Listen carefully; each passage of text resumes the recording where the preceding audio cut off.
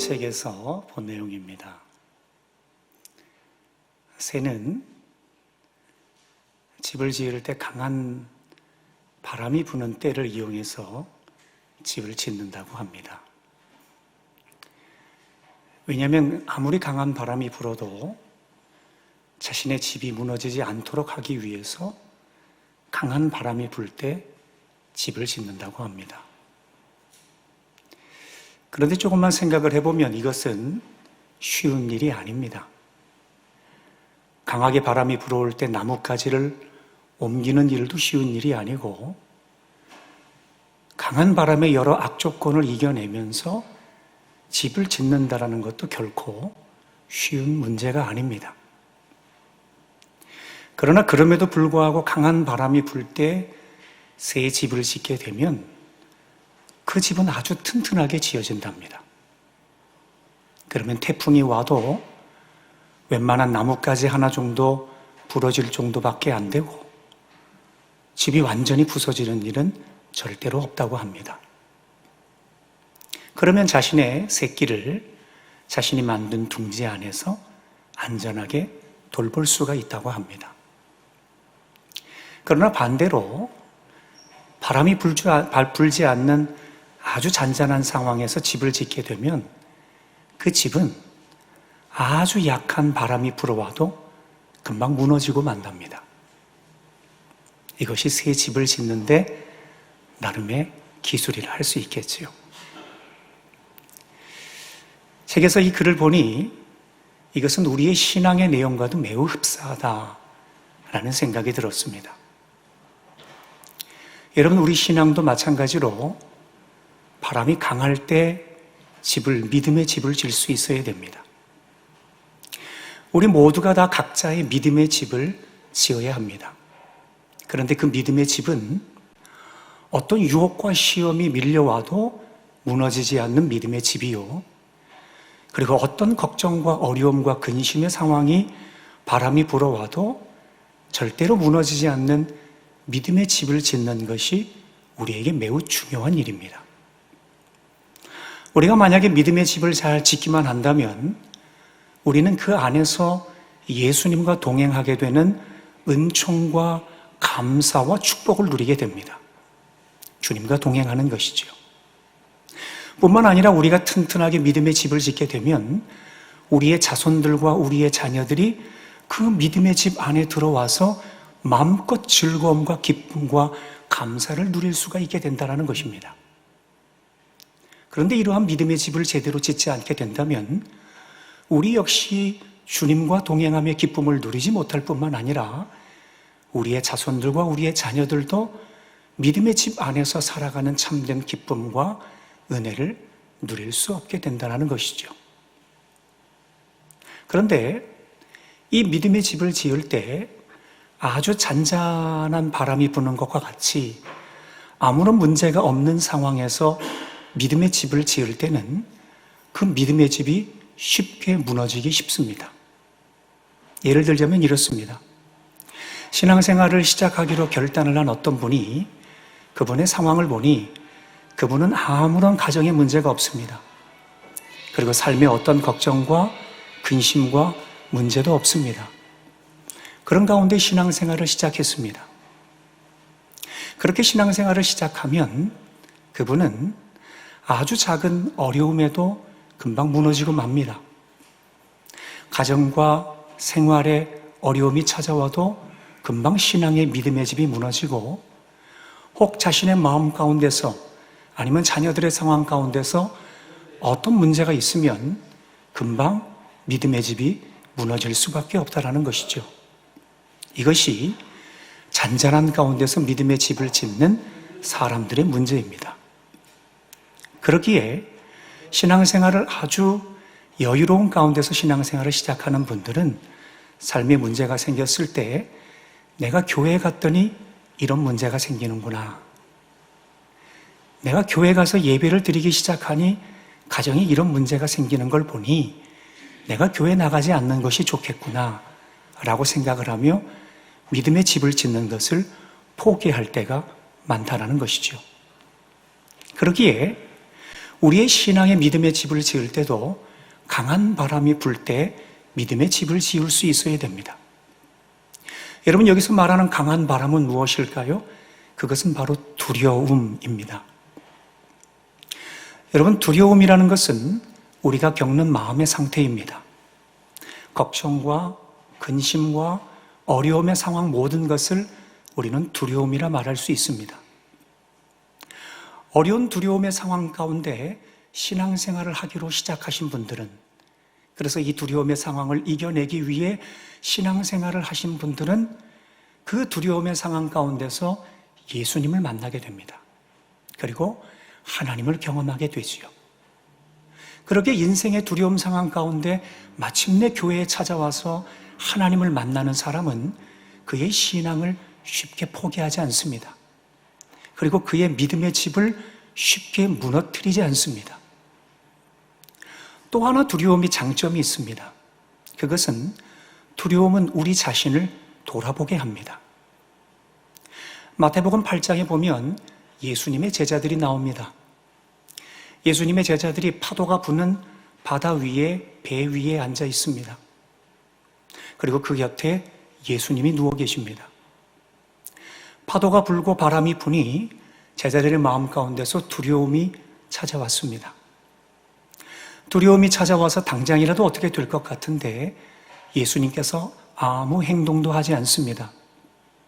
그렇게 제자들은 예수님을 깨우기 시작합니다. 예수님, 우리가 죽게 생겼습니다. 우리를 돌봐주십시오. 그리고 예수님께서 이윽고 일어나서 제자들에게 이와 같이 말씀을 하십니다. 어찌하여 무서워하느냐? 믿음이 작은 자들아. 이처럼 예수님께서 어찌하여 무서워하느냐? 믿음이 작은 자들아 라고 말씀을 하시는 것은 너희에게 두려움의 바람이 불 때, 너희에게 두려움의 바람이 불 때 너희의 믿음이 얼마나 연약한지 돌아보았느냐? 그저 평안할 때는 몰랐지만 너희가 지금 바다 위에 파도와 바람이 부는 상황에 두려움에 바람이 불고 있을 때 너희의 믿음이 얼마나 연약한지 너희의 신앙을 한번 돌아봤느냐? 이것이 예수님의 질문이었습니다. 여러분, 두려움은 두 가지 상황을 우리에게 줍니다. 두려움의 바람이 불 때 어떤 사람은 믿음의 집을 포기하는 사람이 있습니다. 앞서 말씀드린 것 같이 믿음의 집을 짓기를 포기합니다. 신앙을 포기합니다. 그런데 또 한 경우는 두려움의 바람이 불 때 자신의 신앙을 돌아보는 경우가 있습니다. 인생의 두려움의 바람이 불 때 내 신앙이 이 정도밖에 안 됐는가? 내 인생의 걱정과 의심의 바람이 불 때 내 신앙이 이 정도밖에 안 됐는가? 우리 하나님이 전지전능하시고 모든 것에 능하신 분이 하나님이신데 그 능하신 하나님을 믿는 나의 신앙이 이 정도밖에 안 됐는가? 라고 생각을 하며 두려움의 바람이 불 때 우리 자신의 신앙을 돌아보는 사람들이 있다는 것입니다. 여러분들은 어떤 경우입니까? 여러분들은 인생의 두려움의 바람이 불 때 여러분의 믿음의 집을 짓는 것을 포기하고 신앙생활하는 것을 멈춥니까? 아니면 두려움의 바람이 불 때 여러분의 신앙을 돌아볼 수 있는 기회로 삼으십니까? 만약에 여러분의 인생의 두려움의 바람이 불 때 여러분의 신앙을 돌아보며 내 신앙이 이 정도밖에 안 됐는가? 라고 생각을 하며 거기서부터 믿음의 집을 다시 짓기 시작한다면 그 두려움의 바람은 여러분의 믿음의 집을 더 튼튼하게 짓는 재료가 될 줄로 믿습니다. 바라기는 저와 여러분이 인생의 두려움의 바람이 불 때 넘어지는 믿음의 사람이 되는 것이 아니라 오히려 우리의 신앙을 점검하여 돌아보아 다시 한번 그 두려움의 바람이 불 때 거기서부터 믿음의 집을 더 튼튼히 지어내는 주의 사람들이 될 수 있기를 주님의 이름으로 간절히 축원합니다. 오늘 본문 말씀은 두려움의 바람이 불 때 사람들이 어떻게 대처를 하고 있느냐 하는 것에 대한 두 가지 반응에 대해서 이야기를 합니다. 앞서 말씀드린 것의 계속적인 연장입니다. 첫 번째 나온 사람은 두려움의 바람이 불 때 그들의 믿음을 포기하였습니다. 그들은 바로 10명의 정탐꾼입니다. 오늘 본문은 여러분들이 잘 알고 있는 내용입니다. 하나님께서 모세에게 가나안 땅을 너희들에게 허락하겠다 약속하셨습니다.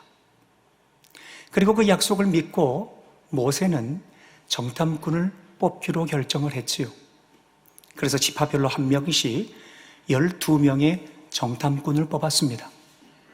그리고 이제 가나안 땅 안에 과연 어떠한지 너희들 가서 한번 정탐하고 와라 하고 그 12명을 40일 동안 정탐하도록 보냈습니다. 그들이 그곳에 가서 본 것은 놀라운 것들이었습니다. 12명의 정탐꾼들이 돌아와서 모세 앞에 그곳에서 있었던 일, 보았던 일, 경험했던 모든 것을 보고합니다. 희소식이었습니다. 거기에 대한 말씀이 민수기 13장 27절에 기록되어 있습니다. 우리 함께 보겠습니다. 모세에게 말하여 이르되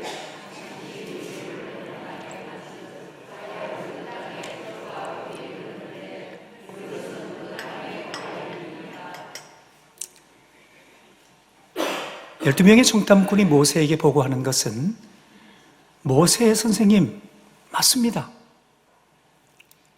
우리가 가서 본 가나안 땅은 모세 선지자께서 말씀하신 하나님이 약속하신 젖과 꿀이 흐르는 땅이 맞습니다. 정말로 기름진 땅이 맞습니다. 하나님께서 예비하신 땅을 우리가 눈으로 보고 왔습니다. 이렇게 긍정적인 소식을 전합니다. 그런데 이상한 일이 벌어집니다. 긍정적인 소식을 전했던 이 12명의 정탐꾼이 조금 지나서 이상한 말을 하기 시작합니다. 부정적인 말을 하기 시작합니다. 이것은 10명의 정탐꾼이 한 이야기입니다. 민수기 13장 31절에서 33절 부분으로 함께 좀 길지만 읽어보겠습니다. 그와 함께 올라갔던 사람들은 이르되 우리는 능히 올라가서 그 백성을 치지 못하리라. 그들은 우리보다 강하니라 하고 이스라엘 자손 앞에서 그 정탐한 땅을 악평하여 이르되 우리가 두루다니며 정탐한 땅은 그 거주민을 삼키는 땅이요 거기서 모든 백성은 신장이 장대한 자들이며 우리는 스스로 보기에도 메뚜기 같으니 그들이 보기에도 그와 같았을 것이니라. 못 들어간다 그럽니다. 두 번에 걸쳐서 보고를 합니다. 첫 번째 보고는 모세 선지자여 맞습니다. 선지자께서 말씀하신 대로 그 땅은 하나님 약속하신 땅이 맞습니다라고 분명히 희소식을 전했는데 얼마 못 가서 그들은 그러나 그 땅은 우리가 들어갈 수 없습니다. 그곳에 사는 사람들은 너무 강하기에 우리는 그들에 비해서 메뚜기와 같은 존재 같아서 우리는 그곳에 들어갈 수가 없습니다. 부정적인 이야기를 합니다. 여러분, 그러면 우리는 생각을 해봐야 됩니다. 아니, 분명히 처음에는 하나님의 약속대로 그것이 좋은 곳이 맞습니다 라고 얘기했던 그 정탐꾼들이 왜 얼마 못 가서 안 됩니다, 그러나 그 땅은 우리가 들어갈 수 없습니다 라고 부정적인 이야기를 했던 것일까요? 왜 한 입에서 두 이야기가 나오는 것일까요? 마치 우리가 하나님을 믿는 믿음을 가지고 맞습니다, 하나님 우리 가정을 통해 그렇게 일하실 줄로 믿습니다 라고 하나님 앞에 믿음을 선포한 게 어제였는데 그 일이 이루어지지 않으면 우리는 오늘 돌아서서 하나님 정말 살아계신 건 맞습니까? 하나님 이럴 것 같으면 내가 신앙생활 안 하겠습니다. 어제는 감사와 기대를 하나님 앞에 얘기를 했는데 그 다음 날은 불평과 원망의 소리를 내는 우리와 너무나 똑같다라는 것입니다. 왜 그런 것일까요? 두려움 때문입니다. 10명의 정탐꾼의 마음에 두려움의 바람이 불어올기 시작했습니다. 여러분, 우리의 마음에 두려움의 바람이 불기 시작하면 우리의 시선이 바뀝니다. 우리의 관점이 바뀝니다. 앞서 10명의 정탐꾼은 하나님의 관점으로 봤습니다. 하나님께서 약속하신 그 땅이 맞습니다. 하나님의 관점으로 봤습니다. 그러나 그들의 마음 가운데서 두려움의 바람이 불기 시작하여 두려움이 그들 마음 가운데 꽉 들어차기 시작하니 그들의 관점은 두려움의 관점으로 변화되기 시작했습니다. 하나님의 관점으로 바라봤을 때는 감사할 것이었습니다. 이 땅을 주셔서 감사합니다. 그러나 두려움의 관점으로 바라보니 그 땅은 감사가 아니라 불평거리였습니다. 하나님, 우리가 여기 어떻게 들어갑니까? 여기까지 데리고 오려고 우리를 고생시켰습니까? 불평거리가 됩니다. 이것이 두려움이 주는 관점입니다. 여러분, 그러기에 두려움의 바람이 불어오면 우리는 그때부터 우리의 마음이 답답해지기 시작합니다. 두려움의 바람이 불어오면 우리의 믿음이 시들시들해지기 시작합니다. 두려움의 바람이 불어오면 우리의 마음에 걱정과 근심과 의심으로 가득하게 됩니다. 하나님에 대한 마음은 사라진 지 옛날이지요. 그러면 두려움의 바람이 불어오면 우리는 행동을 취하게 됩니다. 다른 방법으로 이 두려움의 문제를 해결해야 되겠다. 내가 하나님만을 바라볼 수 없다. 하나님은 안 계신 것 같으니 내가 다른 방법으로 이 두려움의 문제, 걱정의 문제, 의심의 문제, 근심의 문제를 해결해야 되겠다라고 생각하며 발벗고 나서기 시작합니다. 그런데 여러분, 어떻습니까? 두려움의 문제를 해결하기 위해서 여러 가지 방법을 취하다 보면 우리는 더 깊은 두려움의 늪에 빠지게 됩니다. 해결하려고 했던 것이 또다시 문제가 됩니다. 우리의 발목을 붙잡습니다. 가정의 두려움, 직장의 두려움, 인생의 두려움, 건강의 두려움에 대해서 여러 가지 방법을 취하려고 했는데 그 두려움의 문제가 오히려 더 큰 두려움으로 우리의 삶을 발목을 잡고 있는 경우들을 얼마나 많이 경험합니까? 그것이 두려움입니다.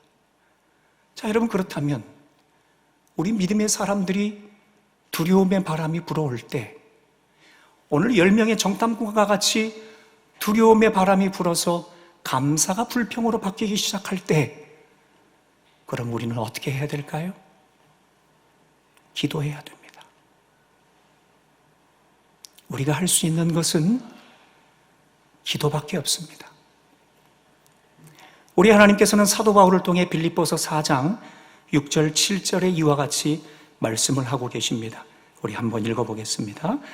아무것도 염려하지 말고 다만 모든 일에 기도와 간구로 너희 구할 것을 감사함으로 하나님께 아뢰라. 그리하면 모든 지각에 뛰어난 하나님의 평강이 그리스도 예수 안에서 너희 마음과 생각을 지키시리라. 아멘. 여러분, 두려움이 찾아올 때 우리 하나님께서 우리에게 부탁하는 것은 아무것도 염려하지 말고, 뭐 하지 말라 그럽니까? 염려하지 말랍니다, 우리 하나님께서. 여러분, 우리 하나님이 근거 없는 말씀을 하시겠습니까? 아니죠. 아무것도 염려하지 말라는 겁니다. 내가 너희와 함께 있기 때문에. 아무것도 염려하지 말고 다만 모든 일에 뭘 하라 그럽니까? 기도하라 그럽니다. 기도하라 그럽니다. 그러면 모든 지각에 뛰어난 우리의 모든 것을 알고 계시는 하나님께서 기도하는 믿음의 사람들 마음 가운데 평강을 뒤덮기 시작합니다. 하나님의 평강이 너희의 마음과 생각을 지키시리라. 두려움의 마음이 가득 찰 때 기도하기 시작하면 우리의 마음에 하나님의 평강이 뒤덮기 시작합니다. 두려움이 가득한 곳에 하나님의 평강이 뒤덮기 시작하면 우리 안에 있는 주의 평강을 회복하게 됩니다. 주의 평강을 회복하게 되면 우리는 그제서야 정신을 차리게 됩니다. 조금 전까지만 해도 두려움과 걱정과 근심 때문에 정신을 못 차렸습니다. 발을 동동 굴렀습니다. 이거 어떻게 해야 돼? 이거 어떻게 해야 되는 거야? 발을 동동 굴렀는데 기도할 때 주님께서 우리에게 주시는 하나님의 평강이 내 마음의 밭을 뒤덮습니다. 기경하고 그리고 새롭게 하나님의 평강을 뒤덮고 우리의 마음에 하나님의 평강으로 채워지게 되면 비로소 제정신을 차리게 됩니다. 제정신을 차리게 되면 우리는 그제서야 무엇을 해야 될지 알게 됩니다. 내가 지금 두려움 때문에 주저하면서 낙심해야 되는지, 아니면 내가 이 두려움을 극복하고 무언가 새로운 일을 결단하고 시작해야 되는지 분별하게 된다는 것입니다. 여러분, 이것이 기도의 능력이라는 것입니다. 사랑하는 성도 여러분, 여러분의 마음 가운데 두려움의 바람이 불어와서 옴짝달싹하지 못하고 감사가 불평으로 바뀌어 어려운 상황 가운데 지내고 있습니까? 그렇다면 기도하십시오. 하나님께서 우리에게 약속하신 가장 확실한 방법, 기도하십시오.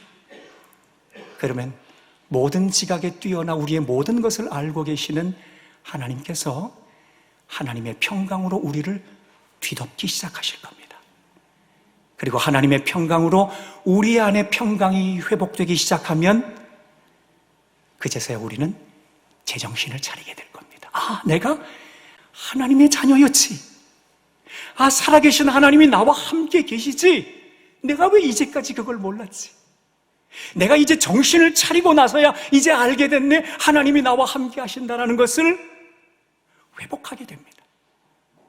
그러면 내가 가야 하는지 머물러야 하는지, 내가 앞으로 가야 되는지 뒤로 가야 되는지, 내가 이 일을 멈춰야 되는지 시작해야 되는지를 비로소 정신을 차리고 분별할 수 있게 된다는 것입니다.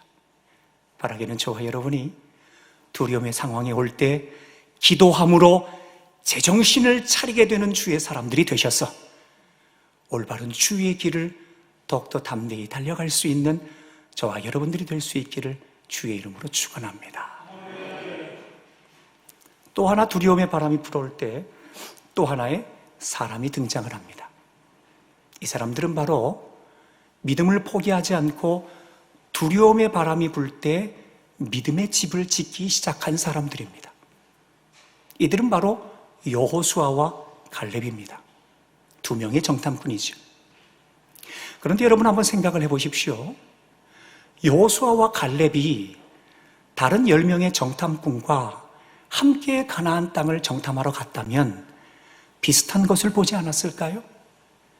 같은 것을 보지 않았을까요?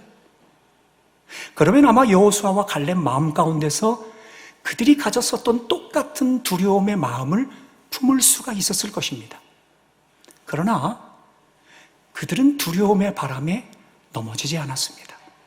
오히려 그들은 담대하게 이와 같이 선포하고 있습니다. 오늘 본문 17절에서 9절까지의 말씀을 함께 읽어보겠습니다. 이스라엘 자손의 온 회중에게 말하고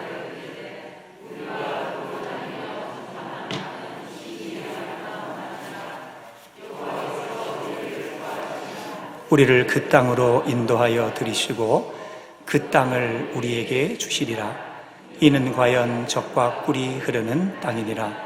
다만 여호와를 거역하지는 말라. 또 그 땅 백성을 두려워하지 말라. 그들은 우리의 먹이라. 그들의 보호자는 그들에게서 떠났고 여호와는 우리와 함께 하시느니라. 그들을 두려워하지 말라 하나. 여러분, 여호수아와 갈렙이 이스라엘 백성들에게 이야기하는 게 뭡니까? 마지막 절에 여호와는 우리와 함께 하시느니라.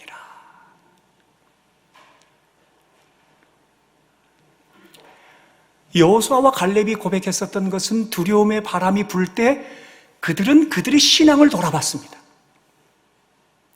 12명의 정탐꾼 모두가 다 두려움의 바람에 사로잡힐 수 있었습니다. 어쩌면 여호수아와 갈렙 또한 두려움의 마음에 파묻힐 수 있었을 것입니다. 그러나 그들은 그들의 신앙을 돌아보았습니다. 두려움의 바람이 불 때 하나님께서 우리 민족을 홍해길을 건너게 하시고 르메딤에서 아말렉 군사와 싸워서 승리하게 하시고, 마라의 쓴물을 단물로 바꾸게 하시고, 그리고 시내산에서 우리에게 허락하신 약속의 말씀을 허락하신 전능하신 여호와 하나님, 그리고 그곳 시내산에서 하나님과 대면하여, 모세와 대면하여 섰었던 그 살아계신 하나님, 그 하나님이 지금도 우리와 함께 하신다면 무엇이 두렵겠느냐? 이것이 여호수아와 갈렙의 고백이었던 겁니다. 그러게 그들은 이렇게 고백을 하는 겁니다. 하나님께서, 살아계신 하나님께서 우리를 위하시면 우리는 반드시 약속의 땅에 들어가게 될 줄로 믿습니다. 하나님께서 우리를 기뻐하시면 하나님께서 이 모든 것들을 통해 이 가나안 땅의 거민들을 이기게 하여 주실 줄로 믿습니다. 반드시 하나님께서, 살아계신 하나님이 우리와 지금도 역사하시고 함께 하신다면 이 모든 어려움을 넉넉히 이기게 될 줄로 믿습니다. 이것이 바로 여호수아와 갈렙이 돌아본 신앙 고백이었다는 겁니다. 여호수아와 갈렙은 다른 10명의 정탐꾼과 달랐습니다. 그들은 두려움의 바람이 불어올 때 두려움에 잠겼지만, 여호수아와 갈렙은 두려움의 바람이 불어올 때 그들을 이전부터 지금까지 인도하신 하나님에 대한 신앙을 떠올렸습니다. 그리고 자신의 신앙을 점검했습니다. 그리고 지금까지 함께 하셨던 그 하나님이 지금부터 앞으로 영원까지 나와 함께 하여 주실 줄 믿습니다라고 고백하며 거기서부터 믿음의 집을 새롭게 짓기 시작했던 겁니다. 사랑하는 여러분, 여러분은 어떻습니까? 두려움의 바람이 불어올 때 여러분은 거기서 무너지고 마는 10명의 정탐꾼과 같을 수가 있고, 어쩌면 우리가 그 어려움 가운데도 여호수아와 갈렙같이 우리의 신앙을 돌아볼 수 있는 기회로 삼을 수도 있습니다. 그러나 여러분, 분명히 말씀드릴 수 있는 것은 인생의 두려움과 걱정과 의심의 바람이 불어올 그 즈음에 이 두려움의 바람이 나의 신앙을 돌아볼 수 있는 기회입니다 라고 고백할 수 있는 사람은 많지 않습니다. 정말 많지 않습니다. 정말 많지 않습니다. 여러분, 가정의 경제가 어려움 가운데 있을 때 두려움의 바람이 붑니다. 그 두려움의 바람이 불 때 여러분의 신앙을 다시 한번 점검할 수 있는 기회로 삼을 수 있겠습니까? 여러분, 직장과 기업의 위기가 불어닥칩니다. 두려움의 바람이 붑니다. 과연 그때 내 신앙을 점검할 수 있는 기회로 삼을 수가 있겠습니까? 사랑하는 나의 자녀들에게 아무 문제가 없었는데 갑자기 일이 폭 터졌습니다. 내 마음에 두려움의 바람이 불어옵니다. 그럼 과연 그 두려움의 바람이 불어올 때 여러분의 신앙을 점검할 수 있는 기회로 삼을 수가 있겠습니까? 건강하던 여러분의 몸이 갑자기 문제가 생겨서 병원에서 치료를 받아야 된다는 청천벽력과 같은 소식을 들었을 때, 그리고 여러분의 마음에 두려움의 바람이 불어올 때 과연 우리의 신앙을 돌아볼 수 있는 기회로 삼을 수가 있겠습니까? 안 됩니다. 잘 안 됩니다. 잘 안 됩니다.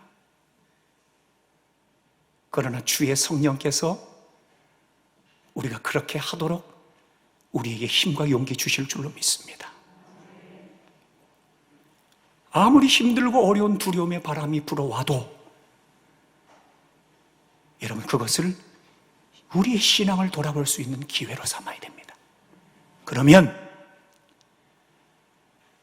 우리의 마음가에서 주의 성령께서 여호수아와 갈렙과 함께 하셨던 하나님이 나와 함께 하신다는 것을 믿어지게끔 하는 믿음의 은혜를 우리에게 허락하여 주실 것입니다. 예수님께서 죽으시고 무덤에 머물게 되셨습니다. 예수님의 시신을 찾기 위해 몇 명의 여인들이 무덤가를 찾았습니다. 그러나 예수님의 시신을 찾을 수가 없었습니다. 왜냐하면 예수님은 이미 부활하셔서 여인들 곁에 있었기 때문이었습니다. 여인들의 눈이 어두워서 부활하신 주님을 보지 못했을 뿐이지, 부활하신 주님은 여전히 그들 곁에 계셨습니다. 사랑하는 여러분, 살아계신 하나님은 언제나 우리와 함께 하십니다. 언제나 우리와 함께 하십니다. 오늘 여호수아와 갈렙이 고백했던 것처럼 여호와는 우리와 함께 하시느니라 라고 고백한 것처럼 살아계신 하나님은 언제나 우리와 함께 하십니다. 비록 우리의 믿음의 눈이 연약해서, 비록 두려움의 바람에 우리가 휘청휘청돼서 연약한 가운데 있을 때, 그래서 그 하나님을, 그 주님을 우리가 눈으로 볼 수 없을지언정 살아계신 주님은 언제나 우리와 함께 하신다는 것입니다. 사랑하는 여러분, 바라기는 저와 여러분이 두려움의 바람이 불어올 때 그 두려움의 바람 가운데 우리의 모든 신앙을 버려 믿음의 집을 무너뜨리게 만드는 어리석은 인생의 신앙의 삶을 사는 것이 아니라 두려움의 바람이 불어오는 그 순간에 우리의 신앙을 점검할 수 있는 기회로 삼읍시다. 그래서 그 기회에 살아계신 하나님이 지금도 나와 함께 하신다라는 분명한 고백을 할 수 있는 저와 여러분들이 되셔서 마침내 하나님께서 그 두려움의 바람이 불어오는 그 순간에 우리의 믿음의 집을 더 튼튼하게 지을 수 있는 기회를 허락해 주실 때에 믿음의 집을 더 튼튼하게 짓는 저와 여러분들이 되셔서 어떠한 두려움과 걱정과 근심과 의심의 바람이 불어와도 절대 무너지지 않는 믿음의 집을 지어 하나님께 영광만 올려드릴 수 있는 주의 사람들 모두가 다 되실 수 있기를 우리 주님의 이름으로 간절히 축원합니다.